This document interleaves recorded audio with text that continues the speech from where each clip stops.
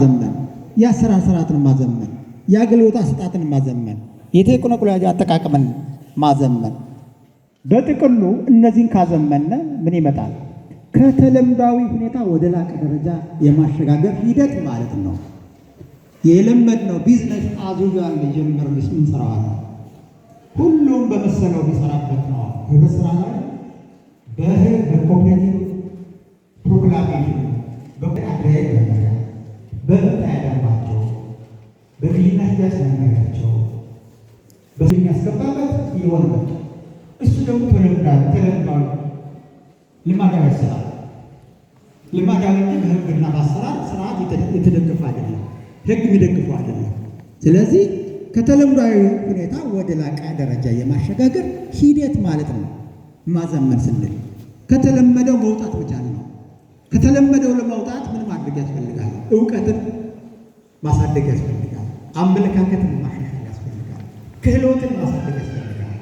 ይህን ስናሳደግ እነዚህ የአደረጃጀት የህብረት ስራ ማህበራትን ሲፈጠሩ ጀምሮ አፈጣጠራቸውን በአዋጭነት ጥናት በበቂ አዋጭነት ጥናት ከተፈጠሩ ዘላቂነታቸው ገና ሳይደራጁ ካወቅነው በፊዚቢሊቲ ስተዲ ዘላቂና ጠንካራ ህብረት ስራ ማህበር ሊፈጠሩ ይችላሉ እና በእያንዳንዱ በኋላ እመጣበታለሁ።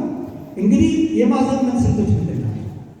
እናዘምናለን ስንል ቅድም ያነሳናቸው ነገሮች ነው። እናዘምናለን አደረጃጀት፣ ስራ አመራር፣ የአሰራር ስርዓትን ያገልግሎት አሰጣጥ እነሱ እናዘምናለን ስንል የማዘመን ስልቶች በምን ስልት ነው መጠቀም? ስልቶችን ስንመለከት ጠንካራ የአሰራር ስርዓት መዘርጋት፣ በህብረት ስራ ማህበራት ጠንካራ የሆነ የአሰራር ስርዓት ሲዘረጋ የህግ ማዕቀፎችን ማሳወቅ ሊሆን ይችላል።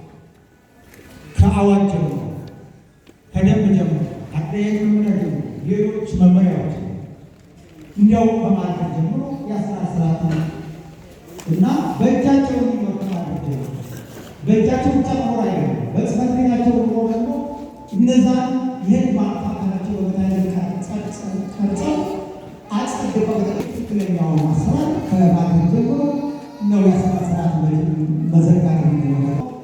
ቢያንስ ኮምፒውተራይዝድ በማድረግ ከኮምፒውተራይዝድ ባለፈ ማኔጅመንት ኢንፎርሜሽን ሲስተም፣ ፎርዋርዲንግ ሲስተም የምንላቸው ቴክኖሎጂዎች ይጠቀማል። እንደዚህ የህብረት ስራ ማህበሩ ሁኔታ እና ባህሪ ያንን ቴክኖሎጂ የመጠቀም በገንዘብ ቁጠባ የሚጠቀመው ቴክኖሎጂ እና በሁለገብ ህብረት ስራ ማህበራት የሚጠቀመው ቴክኖሎጂ አንድ ላይሆን ይችላል። በገዛቸው ባህሪ አንጻር የተቃኘ ቴክኖሎጂ ሊጠቀም ይችላል። አሰራር ለማለት ነው። የገበያ መረጃ ስርዓቱን ማዘመን፣ የገበያ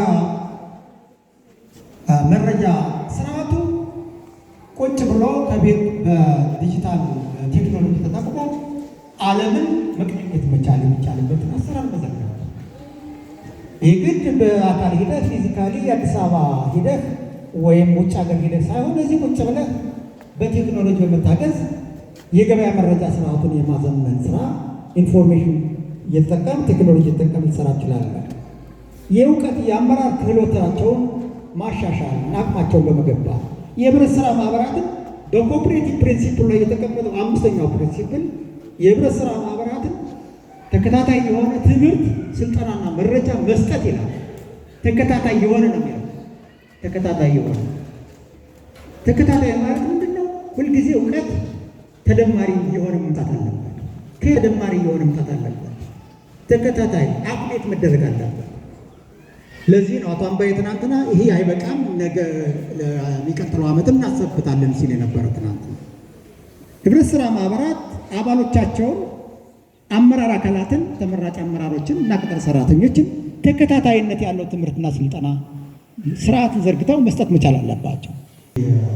አፔክስ ያለ የሳፎ የኦፕሬቲቭ በየዓመቱ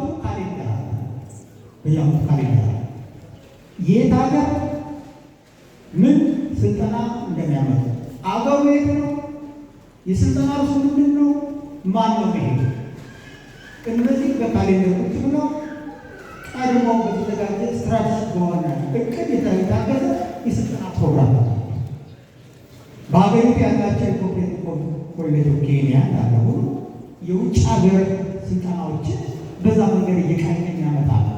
ይሄ ያደጉት ሚስጥሩ ተከታታይነት ያለው ትምህርት ስልጠና እና መረጃ ኤጁኬሽን ትሬኒንግ ኢንፎርሜሽን ነገር በጣም ወሳኝ ነው።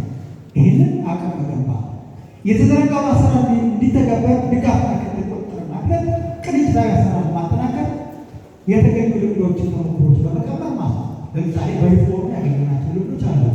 በዚህ ዓመት በአማራ ክልል 3 ጉዳዮች ተቀምጠዋል። በወተት ልማት ላይ ከፍተኛ የሆነ ስራ የሰሩ የደብረ ብርሃን ወተት፣ በሸማች ላይ አንድ ሞዴል ደብረ ብርሃን ላይ ያለ፣ በሁለገብ ስራ ማምራት አዊ ብሔረሰብ የሚባለው ዞን ላይ አድማስ ሜል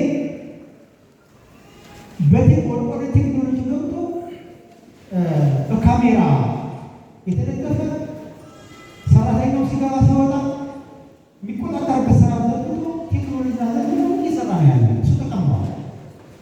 ይህ ማለት የሪፎርም አንድ አካል ማለት ነው። የሪፎርም አካል ቴክኖሎጂ ስትጠቀም ያንን የበለጠ እያሳደገ ይላል። ስለዚህ ልምድ ተሞክሮችን እየቀመሩ የመሄድ እና ሪፕሊኬት የማድረግ ስራ የሚሰራ ነው። የማዘመን ትኩረት መስጠት ምንድን ናቸው?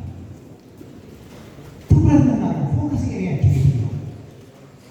ፎከሳችን አንድ ቦታ ላይ ካላደረግን ፎከሳችን መካከል ነው እንደተበተነ ይቀር አንዱ ታቸው። ስለዚህ ፎከስን ሰብሰብ ማድረግ ይቀላል። ስለዚህ የማዘመን ትኩረት በሱ ቅድም ካለው ምን ላይ አደረጃጀት ላይ ነው። አሁን ተመልሶ ነው አንደኛው አደረጃጀት ላይ ፎከስ ማድረግ ማተኮር